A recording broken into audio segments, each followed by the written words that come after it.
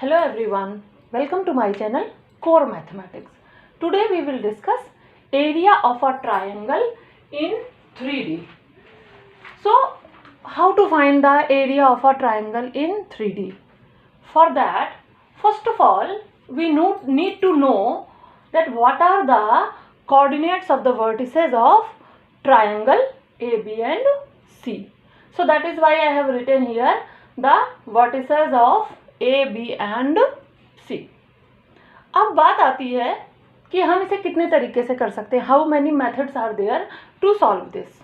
There are two methods. One is by using vector algebra and another one is the plane in 3D, the plane equation using this concept of 3D. okay, तो आज हम आपको इस area of a triangle दोनों तरीके से करके दिखाऊंगी मैं कि how to solve it in simple way using direction cosine and all, and how to solve it using vector algebra.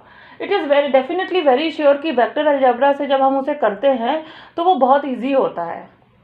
ठीक है, तो इससे करते हैं तो थोड़ा सा इसमें आपको दिमाग लगाना पड़ता है. वैसे ये भी बहुत डिफ़िकल्ट नहीं है, पर हाँ उससे थोड़ा सा ज़्यादा इजी हो जाता है. बट अगर आपसे किसी पेपर में ऐसे कहा जाए कि आपको इससे 3D से करना है, do not use vector algebra, then in that case what do you do? In that case we have to solve it using 3D. okay, so let us start that how to find the area of a triangle in 3D. Area of a triangle in 3D पता होने के लिए सबसे पहले मुझे पता होना चाहिए projection of a line AB. सबसे पहले मुझे ये मालूम होना चाहिए what is projection of a line AB. Let us suppose I have a line here.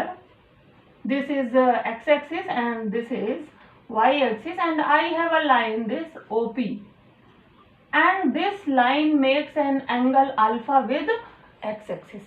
अगर अल्फा x-axis के साथ बनाती है तो इसका मतलब हो जाता है that the direction cosine of line AB with x-axis is cos alpha, which is also known as L, जिसे हम L भी कहते हैं.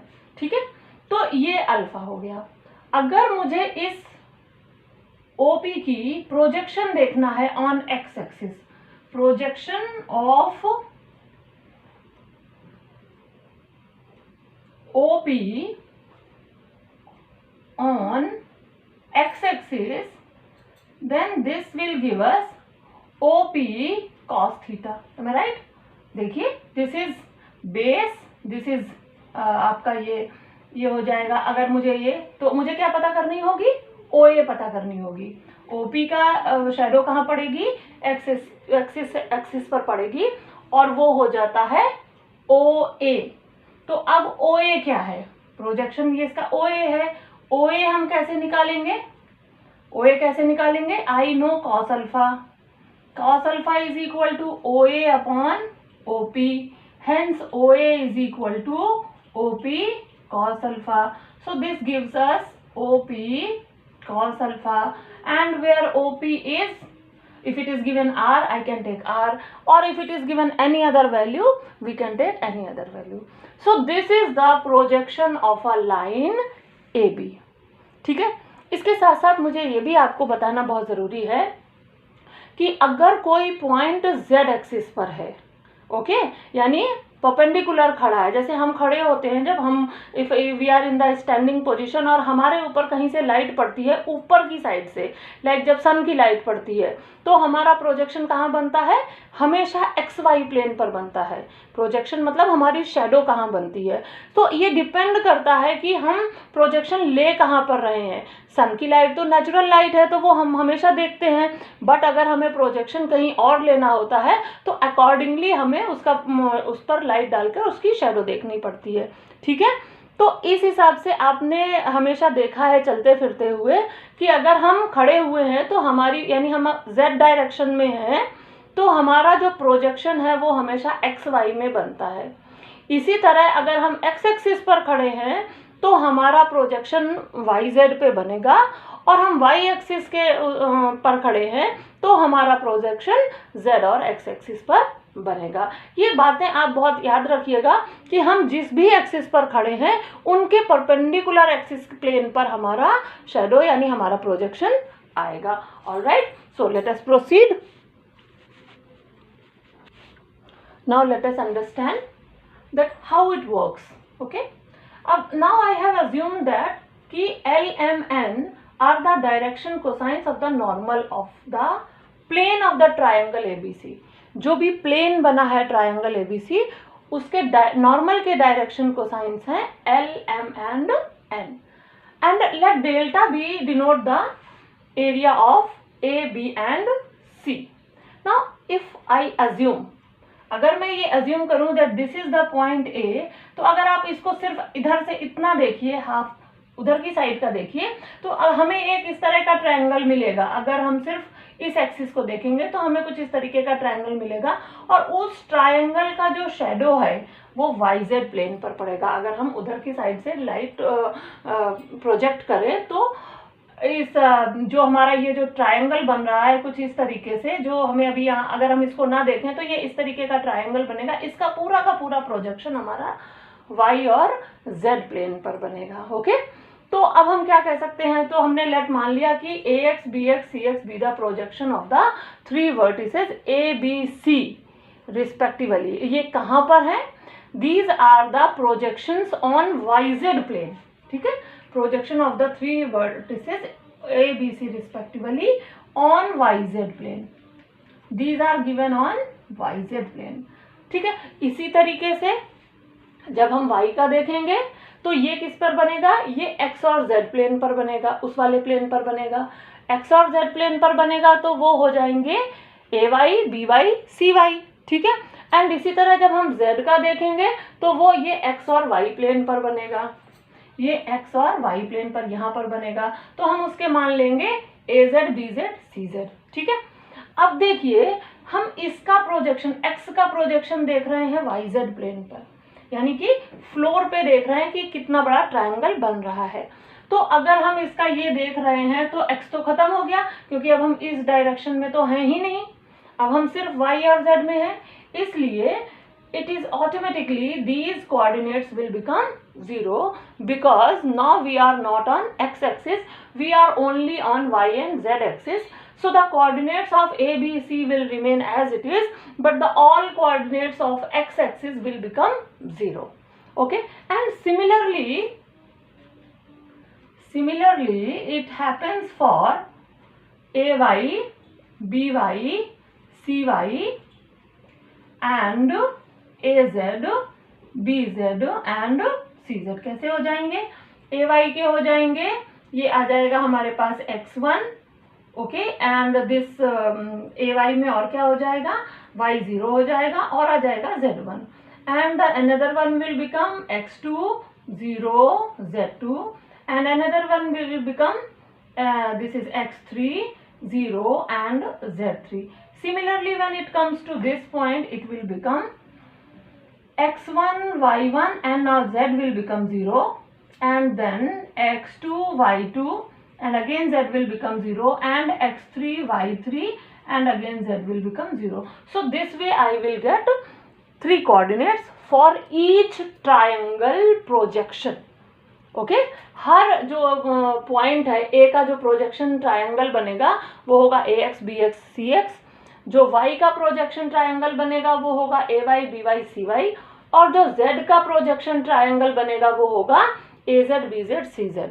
जो X का प्रोजेक्शन ट्रायंगल होगा उसमें X कोऑर्डिनेट 0 होगा, जो Y का प्रोजेक्शन ट्रायंगल बनेगा उसमें Y कोऑर्डिनेट 0 होगा, और जो Z का प्रोजेक्शन ट्रायंगल बनेगा उसमें Z कोऑर्डिनेट 0 हो जाएगा। Okay, so let's see what will happen next. Now I have assumed that delta x denote the area of the triangle AX BX CX, which is the projection of triangle ABC from x axis, okay, and on YZ plane. Similarly, delta y denote the area of the triangle AY BY CY, which is the projection of triangle ABC on XZ plane, and similarly this one. Okay, Now if delta x is the projection of, if I am writing, if delta x is the projection of delta on yz plane, ठीक है, तो हमें delta x क्या मिलेगा, delta into cos alpha, क्योंकि अभी अभी मैंने प्रोजेक्शन का फॉर्मूला आपको बताया था, that becomes r cos alpha if alpha is the angle between the line and the axis और प्लेन, जो भी हमें दिया है, तो ये हो जाएगा डेल्टा कॉस अल्फा, और ये बन जाएगा कॉस अल्फा क्या होता है, it is the direction cosine which is given to us L M and N. So I will get delta X is equal to delta L, delta Y is equal to delta M and delta Z is equal to delta N. केवल हम इसी तरीके से नहीं कर सकते, हम इसे 2D में ऐसे भी लिख सकते हैं. 2D में क्या फॉर्मूला होता है एरिया ऑफ अ ट्रायंगल, अगर 3 पॉइंट्स दिए होते हैं x1 y1 x2 y2 and x3 y3, तो होता है x1 y1 1, x2 y2 1, x3 y3 1.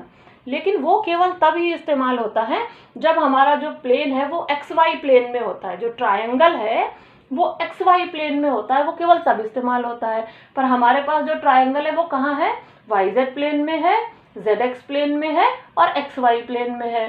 तो डेल्टा x का फॉर्मूला क्या बन जाएगा, because it is in yz plane, तो y1 y2 y3 z1 z2 z3 1 1 1. और अगर xz प्लेन में है हमारा ट्रायंगल, तो एरिया क्या हो जाएगा, this one.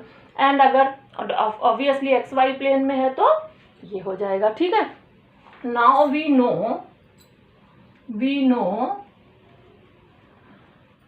We can write this definitely. क्या लिख सकते हैं, that delta square is equal to delta X square plus delta Y square plus delta Z square. Okay, so now this way we can solve all the questions by taking the projections of the given triangle ABC. We can find the area of the triangle in 3D. Okay, so now let's take a question and try to solve it. Now let us see solve this question. The question says a plane makes intercepts OA is equal to A, OB is equal to B and OC is equal to C respectively on the coordinate axes. This means that this is on x-axis, this is on y-axis and this is on z-axis, and they are asking show that the area of the triangle ABC is this, which is given half of under root b square c square plus a square b square plus a square c square. Now see what they are asking. They are, first of all, they are saying that if this is x, this is z and this is y, then the plane makes intercepts. This intercepts x-axis at A and this intercepts y-axis at B and this intercepts z-axis at C. Okay, so we very well know, let us suppose this is A and this is O, this is B and this is C. Then OA is A, hence the coordinates of A is, ये क्या हो जाएंगे, A 0 0, क्योंकि x axis है तो x axis पर value दी जाएगी और बाकी y z पर वैल्यू 0 हो जाएगी. ये y एक्सिस है तो इस पर क्या है, ये हमने बनाया, इसको हम b लेंगे क्योंकि हम ज़्यादातर इसे ही b लेते हैं जिससे कोई कंफ्यूजन ना रहे आगे. तो ये जो b है ये हो जाएगा हमारा 0 b 0 और ये जो c है ये हो जाएगा 0 0 c. ठीक है ना. तो a हमें दिया हुआ है स्मॉल a, कैपिटल b दिया है b which is on y axis and c दिया है ऑन z एक्सिस. तो इसलिए हमारे पास ये a b c 3 पॉइंट्स हो गए जिससे ये हमारा ट्रायंगल कंस्ट्रक्ट हो रहा है. Okay, now this is the triangle whose area we want to find out and we already very well know that the origin is 0 0 and 0 always. Okay, now the projection of ABC, the projection of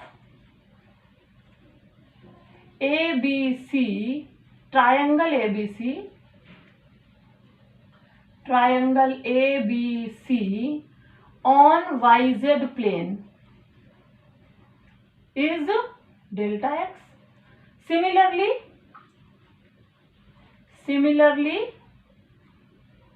delta y and delta z. तो अब हमें क्या करना होगा, सबसे पहले हमें निकालना होगा डेल्टा x. डेल्टा x का फॉर्मूला हाफ ऑफ, ठीक है, y1 z1 1, y2 z2 1, y3 z3 1. Okay, what I will do, I will replace this y1 को रिप्लेस करेंगे तो कहाँ से मिलेगा y1? अभी हम कौन कौन से देख रहे हैं, हम देख रहे हैं 0 0 0, ठीक है, और B एंड C किस ट्राइंगल के लिए है ये, दिस इज फॉर OBC बन जाएगा, OBC हमारा बन जाएगा। तो अब y1 क्या होगा, ये 0, y2 क्या होगा B, और y3 क्या होगा 0, ठीक है। हम किसके लिए कर रहे हैं, OBC, तो y1 होगा 0 0 0 और z1 भी 0, y2 होगा B, z2 होगा 0, y3 होगा 0 और z3 होगा C। यहाँ पे थोड़ा सा आपको दिमाग लगाना पड़ेगा, ध्यान देना पड़ेगा, वरना क्वेश्चन गलत हो जाएगा, ठीक है। अब मुझे इस ट्रायंगल की ज़रूरत नहीं है, मुझे जितना समझाना था समझा दिया। अब हम आगे बढ़ते हैं, ठीक है। तो अगर मैं इसकी वैल्यूज यहाँ से रिमूव करूँ तो मुझे क्या मिलेगा, यहाँ पर मुझे मिलेगा y1 which is 0 and then z1 0 1, y2 मुझे मिलेगा b एंड z2 मुझे मिलेगा 0 देन 1 एंड y3 मुझे मिलेगा 0 एंड z3 मुझे मिलेगा c विच एंड 1। जब हम इसको सॉल्व करेंगे, देखो ये पूरी लाइन कैंसिल हो जाएगी, ये पूरी लाइन कैंसिल, सिर्फ इसका बचेगा, तो ये हमारा आ जाएगा हाफ ऑफ BC। देखिए बहुत ही आसानी से हमारा ये आ गया। अब हम आगे बढ़ते हैं, डेल्टा वाई निकालते हैं। चलिए डेल्टा वाई देखते हैं कैसे निकलेगा। डेल्टा वाई निकालने के लिए हमारे पास होगा हाफ, ये हमारे कोऑर्डिनेट्स हैं, ये याद रखिएगा 0 0 C। अब हम डेल्टा वाई की बात कर रहे हैं, इसका मतलब ये कौन से प्लेन पे बनेगा, x एंड z प्लेन पर। This is z plane, this is x and z plane, ठीक है। तो अब हमारा ट्रायंगल कौन सा हो जाएगा, अब हमारा ट्रायंगल हो जाएगा OAC, ठीक है ना। ट्रायंगल कौन सा होगा, OAC। अब हमें क्या मिलेगा, अब हमें लेना है y, अब हमें लेना है x1 z1 1, यहाँ y है तो x1 z1, x2 z2 1 और x3 z3 1।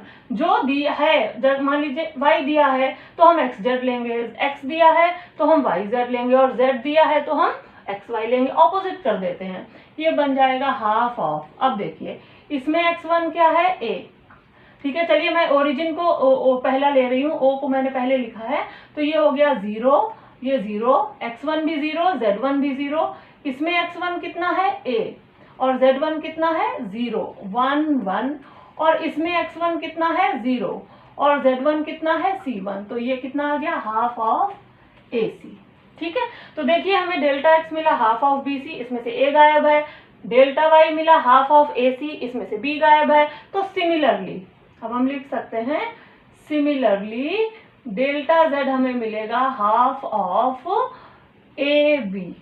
अब इसमें से c गायब हो जाएगा, ठीक है ना। तो इस तरीके से हमें डेल्टा x, डेल्टा y और डेल्टा z तीनों की वैल्यूज मिल गई। मैं यहाँ पर लिख ले रही हूँ डेल्टा x की value which is half of BC, ठीक है। अब हमारा फॉर्मूला क्या होता है, एरिया ऑफ द ट्रायंगल। अब हमें निकालना है एरिया ऑफ द ट्रायंगल। तो एरिया ऑफ ट्रायंगल क्या होगा, एरिया ऑफ ट्रायंगल हो जाएगा delta x square which is delta square is equal to plus delta z square. ये हमारे पास हो गया half of BC whole square plus half of AC whole square plus half of AB whole square. यहाँ से हमें मिल गया 1/4 BC square plus AC square plus AB square, और अगर हम यहाँ से डेल्टा निकालें तो हमें मिलेगा 1/2 under root of BC square plus AC square plus AB whole square. This is the answer which has been asked to us, that show that the area of the triangle is half of under root BC square plus AC square plus AB square। Okay अब बात आती है कि जैसे कि मैंने आपको promise किया था कि हम इसे इससे भी करेंगे और वेक्टर अलजेब्रा से भी सॉल्व करके मैं दिखाऊंगी आपको। सो लेट अस सी कि अगर हमें area of the triangle vector algebra use करके निकालना पड़े तो क्या हो जाएगा। Let's see. Now let us try to solve the same question in a different way. तो हमें एरिया का फॉर्मूला ये भी पता होता है that half of modulus of A B cross A C, और this is the area of the triangle A B C. ठीक है, अब हमें ए जो है वो दिया हुआ है a 0 0, बी जो दिया है वो दिया है 0 b 0 और सी दिया है 0 0 c। I can easily find the position vector of A, which will be ai plus that's all 0j plus 0k. Similarly, position vector of B will become 0i plus bj plus 0k, and similarly position vector of C will be 0i plus 0j plus ck. Now from here I can find AB vector. AB vector will become see, I have to subtract B vector minus A vector, तो हमें मिल जाएगा 0i plus bj plus 0k minus ai plus 0j plus 0k, and from here I will get minus ai and I will get plus bj and 0k. Okay, and now if I want to find out the value of AC vector, so similarly I can find C vector minus A vector, and I will get 0i plus 0j plus ck minus ai plus 0j plus 0k, and I will get minus ai plus 0j plus ck. I will get these values. Okay, now I know I j k. ठीक है, तो I का coefficient क्या है, minus है, इसका coefficient कितना है b, और नेक्स्ट 0। I का कोफिशिएंट AC में क्या है, माइनस है, 0 एंड c। तो अब हमें क्या मिल जाएगा, हमें मिल जाएगा BCI माइनस j, और हमें मिलेगा माइनस AC प्लस k, और हमें मिलेगा 0 and minus minus plus AB. So I will gate BCI plus ACJ plus ABK.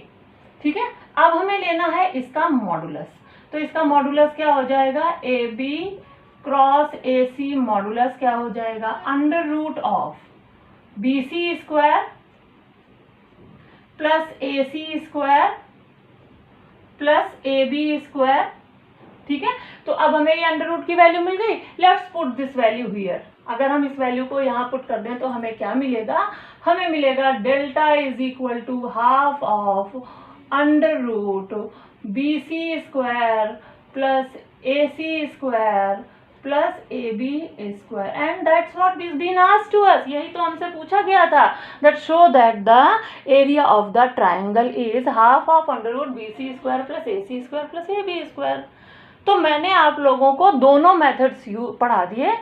अगर हमें वेक्टर अलजेब्रा यूज करके निकालना है तो भी हम इसे बहुत आसानी से निकाल सकते हैं, और अगर हम इसे 3D से निकालना हो तो हम उसके प्रोजेक्शंस कैलकुलेट करके तो भी बहुत आसानी से इसे सॉल्व कर सकते हैं। Please do practice on these questions. If you have any doubt, please write in the comment box. As soon as possible I'll answer the queries. Okay, till then, goodbye, have a nice day.